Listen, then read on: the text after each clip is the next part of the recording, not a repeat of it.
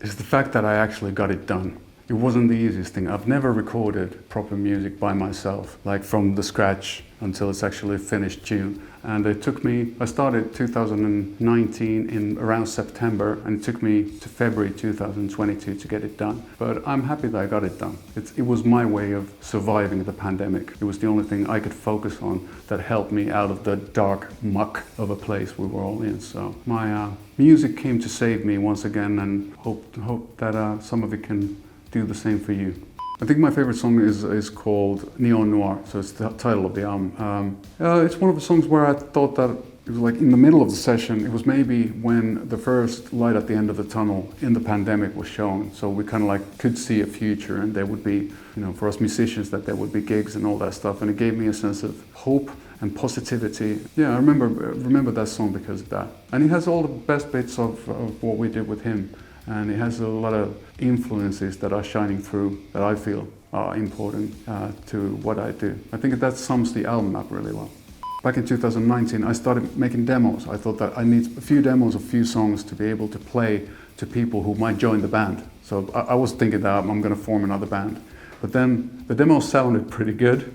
I wanted to take them further. I was surprised about it and thought that, okay, what the hell, I'll do it by myself then. And what happened right then was that COVID hit. So I wasn't able to anyway meet up with people. So I was kind of forced to work solo proper. So it was a proper solo album just by myself. It's interesting to do all that. But you know, it just takes a lot of time with Pro Tools and all that stuff. It's possible. You can edit stuff down and make it a bit more easy for you and stuff. So I'm not a great player, but I was hoping that I can serve the song. It's a pity I didn't put like a streaming webcam of the studio stuff, because I'm sure it would have been like watching gorillas in a zoo. I was in a pretty primal state. I'm sure that people would have found it funny, but I didn't even realize that. Like me without shirt going all crazy about songs and tweaking amps and instruments, and it was pretty colorful. But then again, that's the way music making should be. You should be forgetting about the rules of the society for a wee bit and just go all bonkers. I'm proud of all the insanity, and I hope some of the fun came through, or comes through the music as well. Ooh, the best feeling on stage is definitely when I forget all about myself. It's easier said than done. A lot of people say that when you perform, whatever, if you're passionate about dancing, when you go into a disco and you're really having a great time, that's when you forget all about yourself and you just move to the music. And I'm such an overthinker that it took me 40 years to sort of get into the meditative mood, that I can forget all about myself and all about the little normal things that, like, do I have toilet paper? Have I paid my bills? And I can actually just dive deeply into the music and do that. It's funny, it took me ages, but now I'm finally getting there.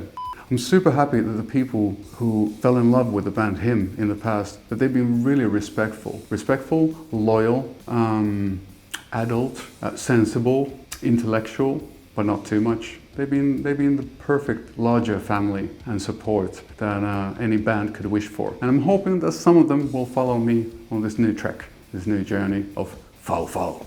We did meet some odd people along the way. There was a lady in Hamburg who cut some of my hair out with a big pair of scissors, but that was probably the worst. We were on a Reeperbahn. There was a place called Hotel Monopol, which was really well known. All the rock bands were staying there, so we were on the terrace. And I was talking to one of my band members. All of a sudden I heard this like sound of scissors, and it's quite scary. And then I turned around and there was this lady that was having this, like straight out of a movie, like this maniac laughter, like ha ha ha. You know, it was crazy. It was really weird. But thankfully worse happened. So you didn't feel any pain afterwards? No, I just lost some of my street credibility along with the hair. The first song I ever wrote was an instrumental, so it didn't have a theme per se. I used to be a bass player first, so it was just a melody I played around with, but the first song proper was probably I was a romantic, and I still am, so it was probably about broken hearts and love. A lot of Twin Peaks type of twists and turns, so it wasn't your ordinary love song. So it is exactly like my last song. I'm still doing the same thing after all these years, but hopefully I've learned a few words along the way and sort of like found a couple of new ways to spice the soup up, so to speak. When you're with a band, you really rarely get to see the cities because you drive in maybe straight to the sound check, and a lot of times you drive back or drive to the next city during night. So those are very, very quick visits. What I like to do, and then if you go into a new city and you go to the backstage of an area, I think the first thing in a new city is to search for the toilet. I think that's universal, but I wish it would be something a bit more poetic. I miss maybe my family the most. I miss my parents and their dog, and I miss my girlfriend.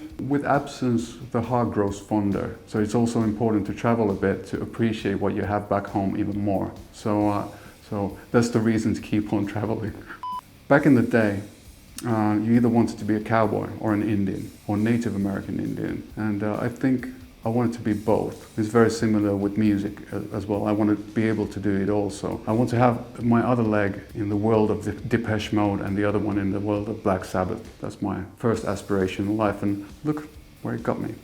A long time ago, I was super interested in taxidermy, and I got from a natural history museum, I got a pair of unborn deer babies. That was pretty wild. I had them, they were professionally set up, and what had happened was that the deer mum had passed away in a car crash. That was pretty spooky. I had it for a while, and I called them George and Michael. I think Blade Runner would be one with the sort of like the film noir speech over, because there's so many versions of the film, and I can't remember all the endings. The endings are different too, but I love the film noir version where you could hear Harrison Ford's voice in the beginning, starting the story, talking in this kind of old school Philip Marlowe, film noir kind of monologue type of thing. I think that's one of my favorite films of all time. Odd visually, it has beautiful music by Vangelis. Rutger Hauer is beautiful in that film. And so it's a lot of good actors. And all these moments will be lost in time like tears in rain. It's a perfect film. I think Google is perfect in the way that you can look up whatever you need. But I think the most embarrassing thing definitely is when I look myself up. It's terrible. Especially back in the day when I drank a bit. I just thought that, when you black out, I thought that I'd done something horrible. So that was my morning routine to see I didn't do anything illegal at least. So you outsourced your memories to different... Yeah, indeed.